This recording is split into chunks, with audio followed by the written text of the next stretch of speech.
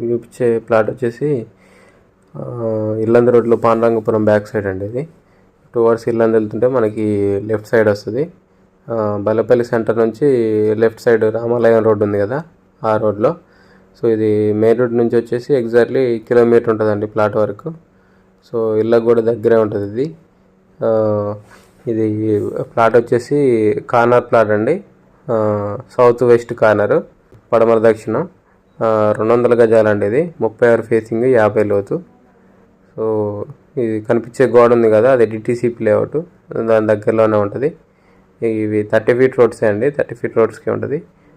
కనిపించేది ఉంది కదా, అది చర్చ్ అను ఇట్లు రెండు అక్కడ కట్టుకున్నారండి వాళ్ళు. 30 అడుగుల రోడ్డే ఉంటుంది రెండు పక్కల కూడా.